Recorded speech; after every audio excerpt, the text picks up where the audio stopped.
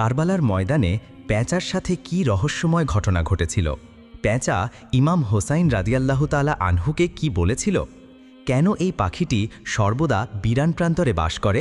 কেন এটি সবসময় উদাস ও দুঃখী থাকে? আপনি যখন এর পেছনের ইতিহাস জানবেন তখন আপনি হয়তো স্তব্ধ হয়ে যাবেন। একবার এক ব্যক্তি ইমাম জাফর সাদিক রহিমাহুল্লাহ এর দরবারে গিয়ে জিজ্ঞেস করলেন, হুজুর, পেঁচা কেন সবসময় বিরান জায়গা খোঁজে? কেন সে এত উদাস ও দুঃখী? ইমাম জাফর সাদিক রহিমাহুল্লাহ একটু চুপ করে থেকে বললেন, হে আগন্তুক, আজ তুমি যে পাখিটিকে এমন দেখে অভ্যস্ত হয়েছ, সে সবসময় এমন ছিল না।